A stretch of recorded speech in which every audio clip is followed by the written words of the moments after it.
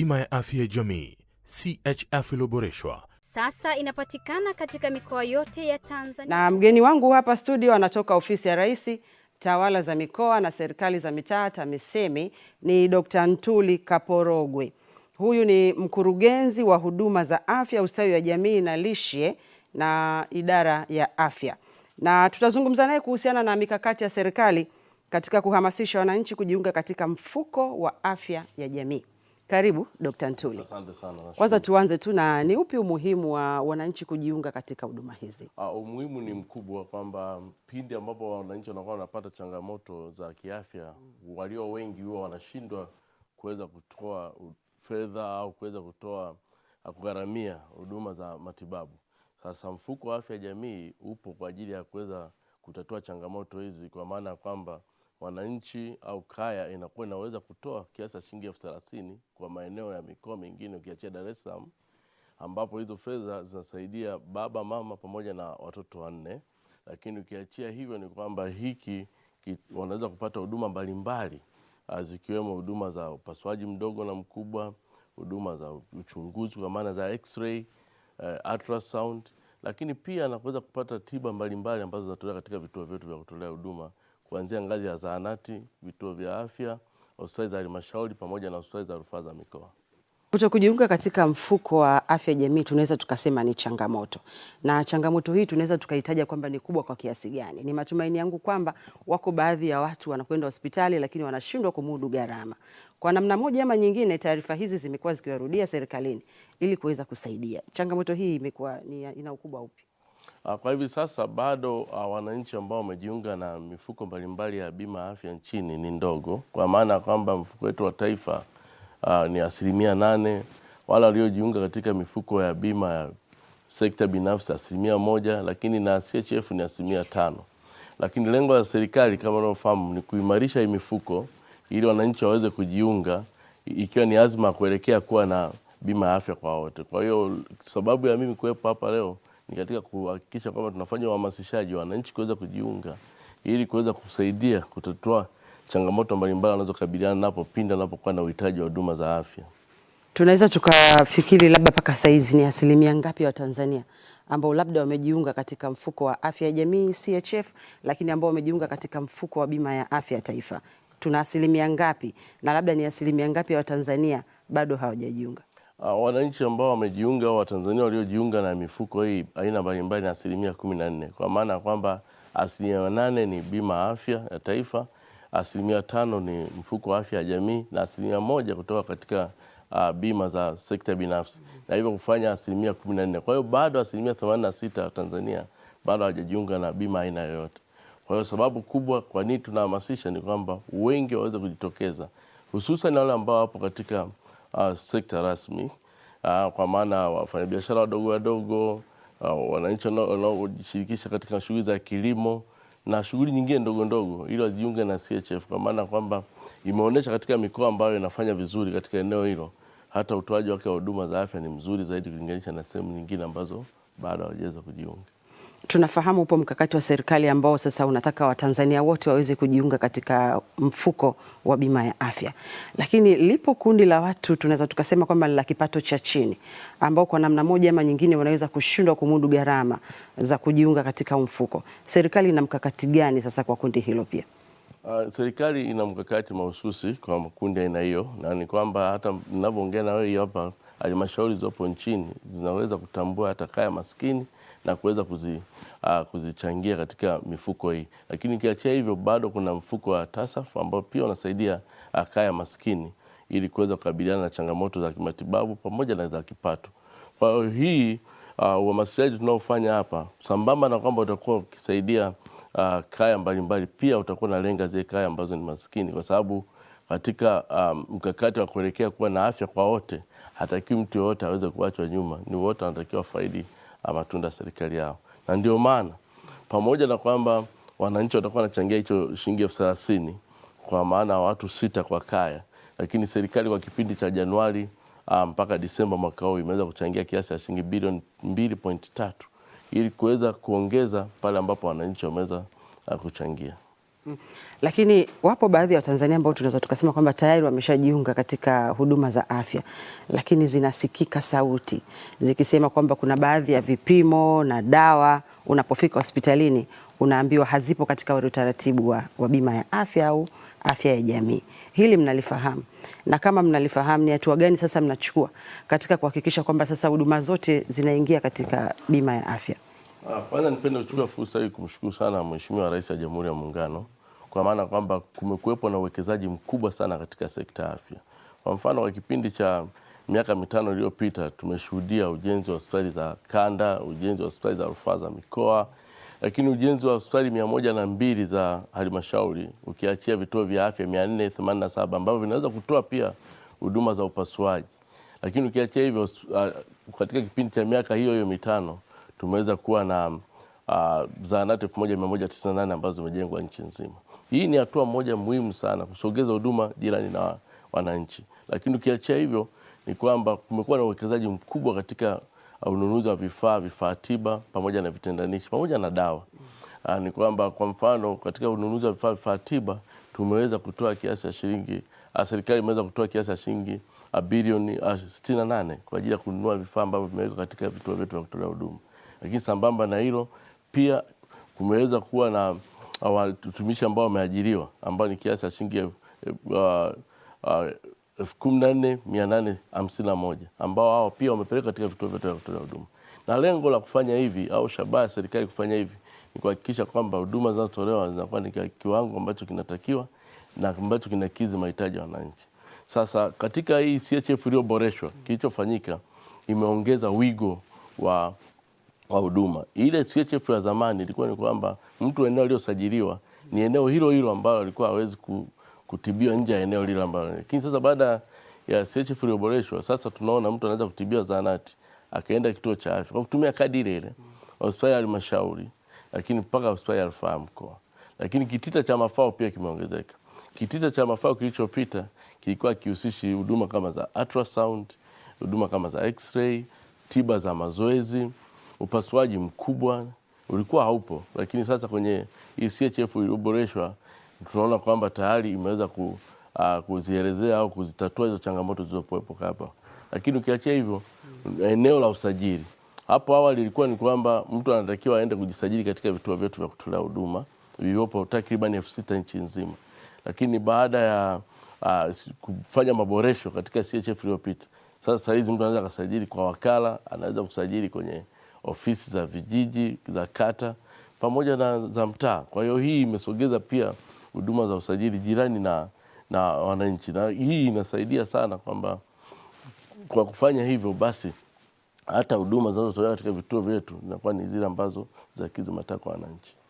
Tukija hapo kwenye uwekezaji mkubwa ambao umefanywa na serikali, tumeshuhudia serikali imefanya uwekezaji mkubwa kwenye sekta ya afya kwa maana ya kuboresha lakini na kujenga kabisa hospitali mpya. Lakini pia bado tunasikia kwamba kuna changamoto kidogo katika baadhi ya maeneo. Kuna upungufu wa madaktari, lakini pia kuna upungufu wa vifaa tiba. Serikali ina mkakati gani katika kuhakikisha changamoto hii inakwisha kabisa? Katika kila hospitali kunakuwa na madaktari wa kutosha, lakini kunakuwa na vifaa tiba vya kutosha. Mkakati ukoje? Asante sana. Kama nilivyosema hapo awali, kwa kipindi tu cha miaka hii 3 ni kwamba serikali imeweza kuajiri watumishi wa kada mbalimbali za afya wapatao 14,851. Lakini bado inaendelea katika kufanya kuajiri watumishi wa sifa mbalimbali na kuwapeleka katika vituo hivyo. Na nimesema kwamba pia serikali imeweza kununua vifaa vya shilingi bilioni 68 ambavyo vimepelekwa katika vituo vyote hivyo ambavyo vimeweza kufanyiwa ukarabati pamoja na kujengwa. Lakini katika mwaka huu wa fedha sasa, serikali pia imetenga kiasi cha shilingi bilioni 33.5 kwa ajili ya ununuzi wa vifaa tiba ambavyo vitapelekwa katika hizo hospitali 102 ambazo zinajengwa. Lakini sambamba na hilo, tayari kwa hivi sasa tuko katika mchakato wa kuhakikisha kwamba tunaandaa budget kwa ajili ya watumishi ambao wataongezewa katika vituo vyetu vya kutolea huduma. Kwa hiyo niseme tu uwekezaji ambao umefanywa na serikali ni mkubwa sana katika eneo la sekta ya afya, na hii inaongelea katika mpaka ngazi ya hospitali za halmashauri, bado hospitali za mikoa, bado hospitali yetu ya Ocean Road na cancer kuna vifaa vya kisasa, bado hospitali zetu za Moi pamoja na JKCI, kote kule kumenunuliwa vifaa vya kisasa ambavyo vyote vinalenga katika kuhakikisha Mtanzania anapata huduma bora ya afya. Lakini ukiachia hivyo ni kwamba mfumo wa rufaa umeimarika kwa kiasi kikubwa. Kwa hivi sasa mtu anatoka zahanati, atakwenda kituo cha afya, atakwenda hospitali ya halmashauri, atakwenda hospitali ya rufaa ya mkoa. Lakini baada hapo kuna hospitali zetu za kanda ambazo sasa tumeona kuna ujenzi kanda ya kusini, kuna Burigi, maeneo mbalimbali ambapo hii inarahisisha wananchi kuto kusafiri umbali mrefu kuweza kupata huduma za afya, na hii inasaidia katika kuhakikisha kwamba tunaelekea katika haya malengo ya kimataifa pamoja na kitaifa ya kuwa na afya kwa wananchi wote. Okay. Tukirejea pia bado kwenye CHF iliyoboreshwa, ni mikoa gani ambayo tayari programu hii imefanikiwa zaidi? Mikoa ambayo kwa hivi sasa programu inakwenda vizuri sana ni mkoa huu wetu wa Dodoma ambao mpaka hivi sasa ni 11%. Tuna mkoa wa Shinyanga 10%, tuna mkoa wa Morogoro na mikoa mingine inafuata, kwa sababu utaratibu huu to be honest tumeanza kabisa vizuri kuchukua kasi mwaka huu. Kwa hiyo ndio maana sasa tunafanya uhamasishaji, wananchi wajitokeze, wajiunge ili waweze kupata huduma stahiki, kwa sababu kwa kufanya hivyo tu, kwa kujiunga, ndivyo huduma zitazidi kuwa zinaboreshwa zaidi, lakini pia ni maandalizi mwafaka kwa wananchi kujiandaa kabla ya kuwa na changamoto za kiafya, hivyo kuwaondolea ada mbalimbali pale ambapo wanakuwa wanashindwa kumudu gharama za matibabu. Na niseme kiwango ambacho kimetuwekwa kwa mkoa wa Dar es Salaam tuweka kiasi cha shilingi 40,000 kwa mtu mmoja, lakini kwa kaya watu 6 ni 1,500,000. Kwa upande wa mikoa mingine yote ni shilingi 30,000. Kwa nini kunakuwa na yote? Tofauti ilikuwepo kwa sababu katika upande wa Dar es Salaam kitita kimehusisha pia na vituo vya kutolea huduma vya private, kwa maana vya binafsi. Kwa hiyo na vitita pia vimeongezeka kulinganisha na maeneo mengine, na hiyo imeweza kuweza kuweka hiyo tofauti kati ya mkoa wa Dar es Salaam na mikoa mingine. Lakini niseme tu kwamba hivi viwango vyote vilivyoamuliwa, uamuzi ulitokana na utafiti ambazo zilifanyika na kuwahoji wananchi, na ambapo wananchi walio wengi walisema kwamba 30,000 inaweza kuwa ni kiwango ambacho kinatosheleza kwa wao kuweza kuchangia kwa watu 6 kwa kipindi cha mwaka mmoja. Na hii ilitupa confidence kwamba tutakapokuwa tunafanya uhamasishaji basi itakuwa ni rahisi kwa wananchi kuweza kujiunga. Okay. Sasa tuangalie pia katika upande wa magonjwa ya mlipuko kama corona. Serikali pia imejidhatiti vipi katika kuhakikisha yanapotokea magonjwa haya ya milipuko inaweza kuyadhibiti, lakini pia na kuhamasisha wananchi ili kuweza kuchukua hatari za kutopata hayo magonjwa?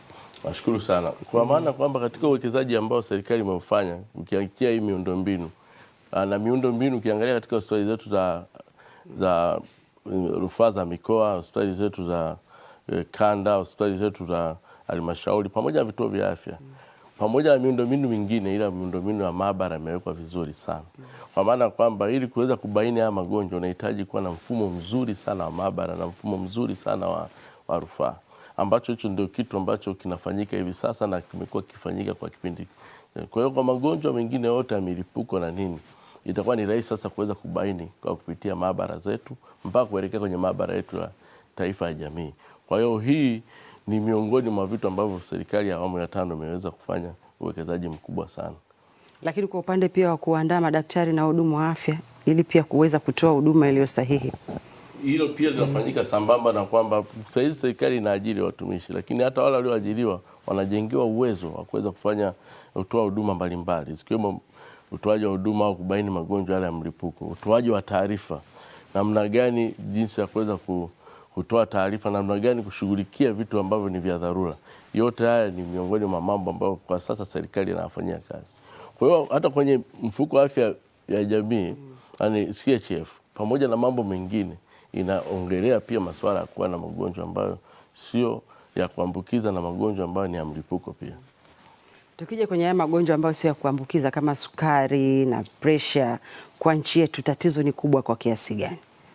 Kwa sasa tatizo zinazidi kuongezeka kulinganisha na miaka iliyopita, na kila ugonjwa unakuwa na ukubwa kutofautiana, lakini kubwa ni sebe tu kwamba pamoja na magonjwa kwa kiongezeka, lakini serikali imejizatiti, na ndio maana sasa kuna mpango mkakati wa kudhibiti magonjwa ambayo sio ya kuambukiza.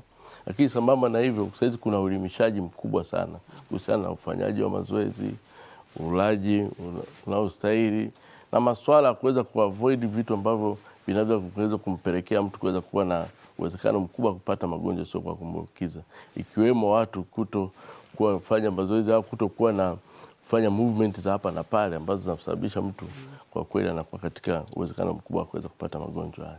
Lakini hizi ni sababu mbalimbali ambazo zote inatakiwa zifanyike kwa pamoja ili kuweza kumsaidia mtu kutokuwa na uwezekano wa kuweza kupata magonjwa haya.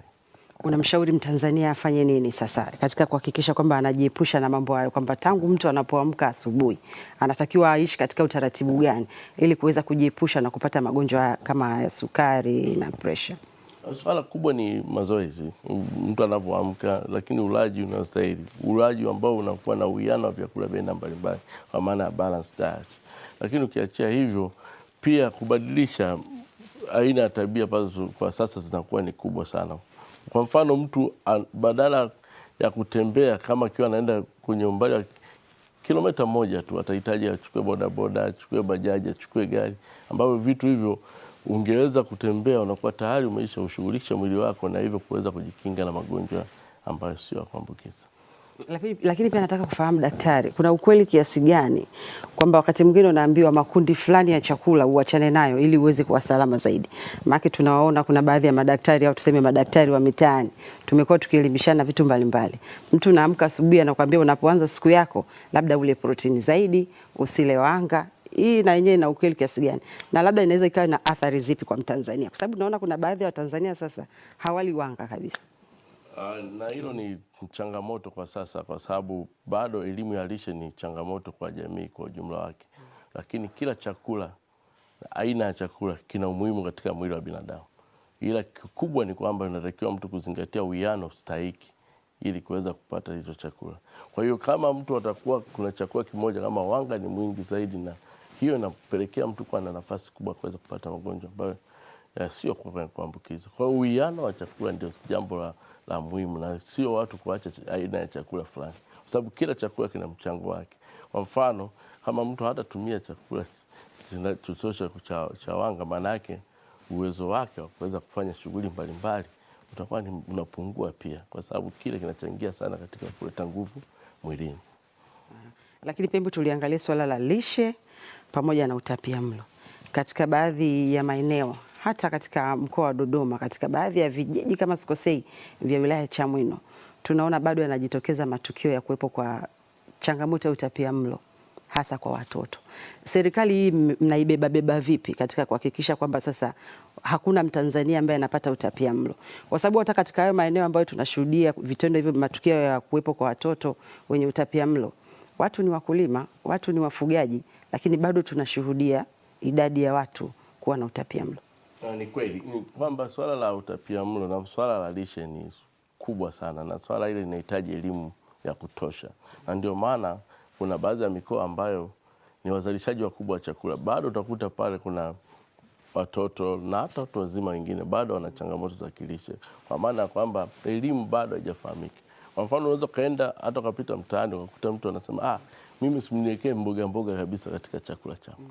Yaani maana yake bado tunahitaji kupeleka elimu zaidi. Sasa ofisi ya Rais TAMISEMI ushirikiana na Wizara ya Afya na TFNC ndio sasa ambapo tupo katika kampeni mbalimbali pia kupita katika maeneo mbalimbali kutoa elimu ya masuala ya lishe ili kuhakikisha kwamba wananchi wanakuwa na uelewa na kutokuamini kwamba labda aina fulani tu ya chakula ndio kinaweza kufanya mtu akawa na lishe bora au na afya bora pia.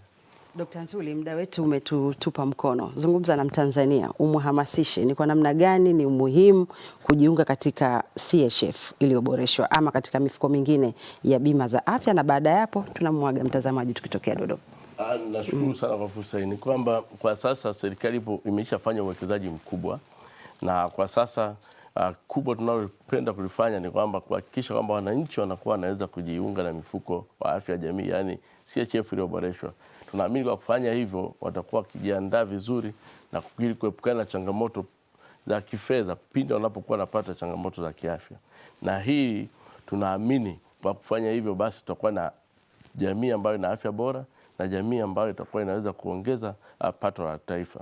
Na malengo ni kwamba ifikapo mwakani tuweze kufikia 25% ya wananchi ambao wameweza kujiunga na mfuko wa afya ya jamii, ambao watasaidia katika kuhakikisha pia huduma za afya zinazotolewa katika vituo vyetu takriban 6,000 nchi nzima zinakuwa ni zile ambazo zinakidhi mahitaji yao. Asante. Asante daktari. Mtazamaji wa TBC, wajibu ni kwako sasa kuweza kujiunga na CHF iliyoboreshwa ili kuweza kunufaika na maboresho yaliyopo katika sekta ya afya. Na hapa studio nilikuwa na Dr. Ntuli Kaporogwe. Huyu ni mkurugenzi wa huduma za afya, ustawi wa jamii na lishe kutoka idara ya afya, ofisi ya Rais, tawala za mikoa na serikali za mitaa TAMISEMI, na niliyekuongozea mjadala huu naitwa Anet Andrew. Kwa niaba ya wote, kwa heri. Bima ya afya ya jamii CHF iliyoboreshwa sasa inapatikana katika mikoa yote ya Tanzania.